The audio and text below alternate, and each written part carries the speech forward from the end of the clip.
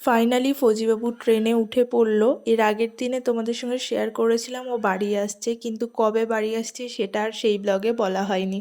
তো আজকে বলবো ও কবে বাড়ি আসছে। আর আমার বর কোথায় আছে সেটাও কিন্তু তোমাদের প্রশ্ন, মানে ও কাশ্মীরে আছে না অন্য কোথাও, সেটাও ভাবলাম আজকের এই ব্লগেই বলে দেওয়া যাক। তো চলো দিনটা আপাতত শুরু করি। সকালবেলা তো বললামই তাড়াতাড়ি উঠে পড়েছি, যেহেতু অনেক কাজকর্ম পড়ে আছে, তো সেগুলোও টুকটুক করে শুরু করেছি আর তোমাদের সঙ্গে টুকটুক করে গল্প শুরু করে দিয়েছি। সকালের যা বড় বড় কাজ সেগুলো মোটামুটি আমার হয়ে গেছে, এবার টুকটাক কাজগুলোই শুরু করব। হ্যালো এভরিওয়ান, আমি নেহা চলে এসেছি নতুন আর একটা ব্লগের সাথে। এখন বাজে সকাল 9টা আর আজকের ব্লগটা এখন থেকেই শুরু করছি। তোমরা সবাই কেমন আছো? আশা করি ভালো আছো, আর আমি তো এখন অনেক অনেক অনেক ভালো আছি। তার কারণ তো তোমরা জানোই। যাই হোক, এখন পুজো দিয়ে আসলাম ছাদে জামা কাপড় মেলতে। আর কি বাকি আমাদের কাক ডাকছে। যাই হোক, এখন নিচে যাব, নিচে গিয়ে চা খাবো। চা করে রেখে এসেছি, ছাদে জামা কাপড় মেলতে এসেছিলাম, তো ভাবলাম ব্লগটা শুরু করা যাক। তো আজকে কি করি না করি তোমাদের সঙ্গে সব কিছুই শেয়ার করব। আর হাতে গোনা মাত্র 1-2 দিন 2-3 দিন মতো আছে, তারপরেই ফাইনালি আমার প্রিয় মানুষটার সাথে আমার দেখা হতে চলেছে। তো চলো আপাতত ব্লগটা শুরু করা যাক, তারপরে আজকে কি করি তোমাদের সঙ্গে অবশ্যই শেয়ার করব। তো এই যে দেখো তোমাদের দাদাভাই সকাল সকাল স্টেশনে পৌঁছে গেছে, আর তোমাদের সঙ্গে কথা বলার পরেই ও দেখছি ভিডিও কল করেছে, করে আমাকে দেখাচ্ছে এই দেখো আমি স্টেশনে পৌঁছালাম। আসলে ও যেখানে আছে সেখান থেকে মোটামুটি ওর স্টেশনের দিকে আসতে অনেকটা সময় লাগে। বেরিয়েছে তো 2 দিন আগে, কিন্তু আপাতত এখনই স্টেশনে পৌঁছালো, কিন্তু আজ সারা দিন ওকে স্টেশনেই বসে থাকতে হবে। মানে এখন ও পৌঁছেছে সকালবেলা, আজকে সন্ধেবেলার দিকে ওর ট্রেন আছে, মানে সারাদিন ও স্টেশনেই বসে থাকবে। তো বেচারা এখন ওখানে বসে আছে, আমিও ওর সঙ্গে কথা বলতে বলতে রান্নাবান্না করেছি। আজকের এই ব্লগটা বুঝতেই পারছো ছোট, তার কারণ হচ্ছে ওটাই যে আজকে সারাদিনই প্রায় ও যেহেতু স্টেশনে বসে আছে, আমরা টুকটাক ফোনে গল্পই করে যাচ্ছি। এই কখনো মানে কি করবা বাড়ি এসে, বা কোথায় ঘুরতে যাওয়া, এইসব কথা বলতে বলতেই না সারা দিনটা কেটে গেছে। কি বলতো, যেহেতু তোমাদের দাদাভাই টাইম পায় না একদমই, এটা প্রত্যেকেই যারা যখন ডিউটিতে থাকে তখন কিন্তু টাইম পায় না।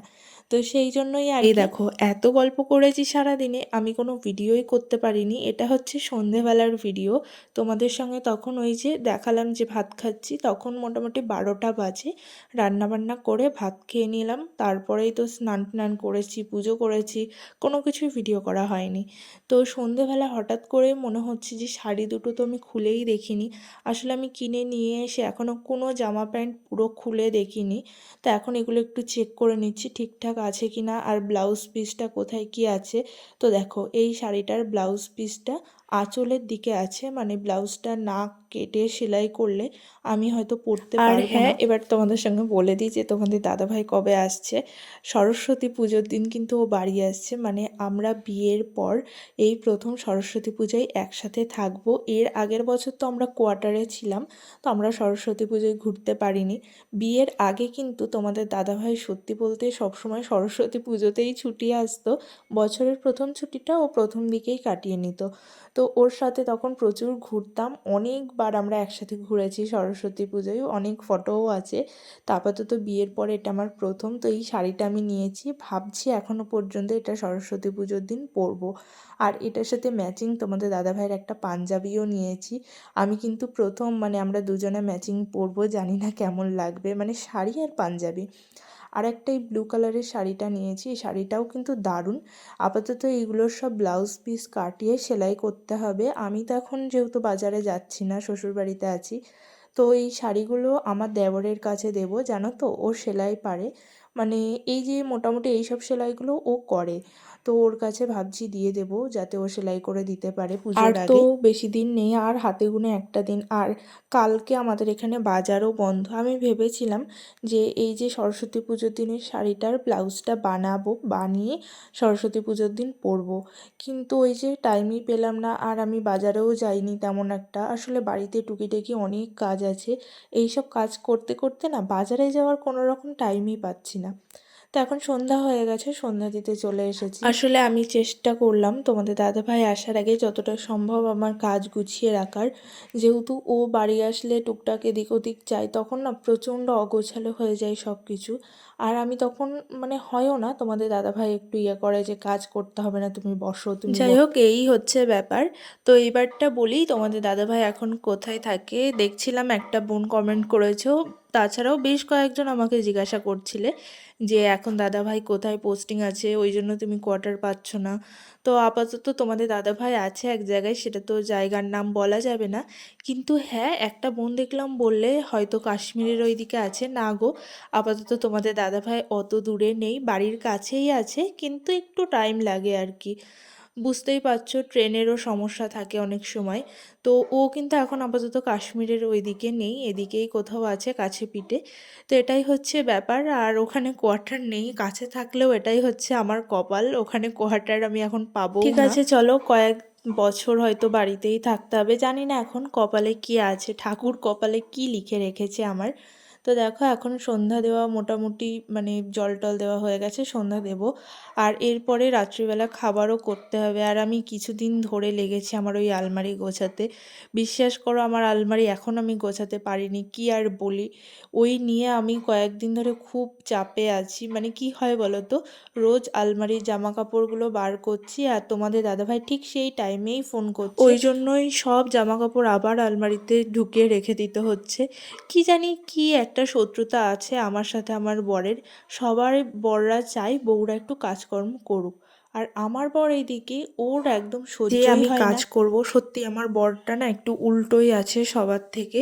আমি তো ওকে মাঝের মধ্যে একটু রাগও দেখাই যে আমি কাজ করলে তোমার কি হয়, কিন্তু ওর কথা না, তুমি বসে থাকো, ঠিক আমি আছে বাড়ি চলো, গিয়ে ও যখন করবো। আমাকে এত ভালোই বাসে তো আমি ভেবেই রেখেছি কিছু কাজ ওর জন্য আমি রেখেই দেবো। না, আমি চেষ্টা করছি ও আসার আগে মোটামুটি সব কিছু করে নেওয়ার। তো এই যে সন্ধ্যা দেওয়া হয়ে গেছে, আর তোমাদের দাদা ভাই ওই দিকে ভিডিও করে পাঠিয়েছে। মানে বুঝতে পারছো, ও আস্তে আস্তে একটু একটু করে মনে হচ্ছে ভিডিও বানাবে বাড়ি আসলে।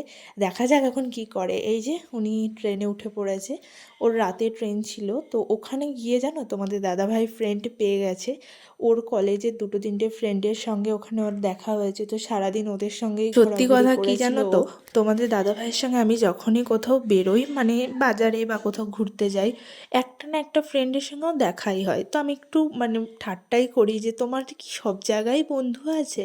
তো আজ সকালে ও আমার কাছে ফোন করেছিল, তখন বলছিল মনে হয় এখানে আমাকে মানে আমার একটা ফ্রেন্ডকে আমি দেখলাম, হয়তো ও চাকরি করে এখানেই আছে। মানে ট্রেনে যেই মানে পুলিশগুলো থাকে, রেল পুলিশ, তো সেটাই বলছিল। তা আমি একটু মজা করেই বললাম তুমি মিথ্যে বলছো, তোমার ওখানে আর কোথা থেকে বন্ধু আসবে। কিন্তু না, সত্যি করেই জানো তো, ও ওখানে একটা বন্ধু মানে পেয়ে গেছে, তার সঙ্গে ঘুরছিল আর কি। তো এই যে আর একটা দিন মাত্র, টুপি টুপিগুলো সব বাইরে বার করলাম, আর আজকে যাই হয়ে যাক এই আলমারিটা আমি গুছিয়েই ছাড়বো, আমি তো ভেবেই নিয়েছি। দেখো মোটামুটি গুছিয়ে নিয়েছি, ওপরের দুটো থাক আমার গোছানো হয়ে গেছে, আর নিচের দুটো আছে মানে, আর মধ্যেখানের মনে হয় একটা ফাঁকাই থাকবে। এই যা জামা কাপড় আমার আছে এর ভেতরে অর্ধেক হচ্ছে বাতিল, মানে যেগুলো আমি আর পরি না বা আমার গায়ে হয় না সেগুলো। তো সেগুলো একটু আমি আলাদা করে রাখছি, কাউকে দিয়ে দেবো বা কিছু একটা করবো, কাউকে দিয়েই দেবো ভাবছি। কারণ আমার বেশিরভাগ জামাই না পুরো নতুন আছে, আমি বেশি দিন পরিও নি। এমন হয় দুটো একটা জামা আমি এক দুদিন পরেছি, সেগুলো আমার এখন আর হচ্ছে না। এই যে এই জামাটা দেখছো, এটা তোমাদের দাদাভাই আমাকে একবার দিয়েছিল, এর কালারটা আমার একদম পছন্দ হয়নি। কালারটা না মানে আসলে এখানে না মানে একটা স্টোনের কাজ করা কেমন একটা, যেগুলো আমি পরি না কোনো দিন। কিন্তু ও যেহেতু দিয়েছে, এটা আমি কাউকে দিতেও পারি না, সেই আমার রেখেই দিতে হয়। কারণ বুঝতেই পারছো ভালোবেসে দিয়েছে, এখন কাকেই বা দেবো। ঠিক আছে চলো, মোটামুটি আমার এইসব গোছানো এখন একটু টাইম লাগবে, 1 ঘন্টা মতো। তো ফাইনালি সব গুছিয়েছি, অনেক টাইম লেগেছে, সন্ধ্যা হয়ে গেছে, এখন প্রায় 9টা বাজতে গেল। এখনও আমাকে রুটি করতে হবে। এই যে ফাইনালি এতটুকুনি হলো। এই জামা কাপড় যা ছিল আমার, অর্ধেকের বেশি তো আমার মানে দিয়ে দেওয়ার মতো আর ইউজ করার মতো না। এই যে একটা থাক খালি করতে পেরেছি, এখানে এইবারটা তোমাদের দাদাভাই বাড়ি আসলে যে কটা জামা কাপড় কিনবো সেগুলো রাখবো। তো তো এই হলো, এখন চলো রুটি করা যাক, তারপরে খাওয়া দাওয়া আমার শ্বশুরমশাই শাশুড়ি মা শুয়ে আছে। শ্বশুরমশাই একবার উঠেছিল রুটি করবে বলে, কিন্তু আমি মানা করলাম। আমি বললাম দাঁড়াও, একটু টাইম লাগবে, জাস্ট 2টো রুটিই বানাবো, কারণ ভাত আছে, দুপুরে যা রান্না করেছিলাম সবার হয়ে যাবে। আর তোমাদের দাদাভাই কিন্তু ওইদিকে ট্রেনে উঠে পড়েছে। মোটামুটি আজ সারাদিনটাই ও স্টেশনেই কেটে গেছিলো, রাত্রিবেলা ট্রেনে উঠলো। তো এখন এইদিকে আমার রুটিও কমপ্লিট, দুটোই রুটি করেছি, বাকি আটা মাখা আছে, ফ্রিজে রেখে দিলাম। তো চলো এখন খাওয়া দাওয়া করে নেওয়া যাক। আর আজকের এই ব্লগটাও এইটুকুই, দেখা হবে আবার কাল নতুন আরও একটা ব্লগের সাথে।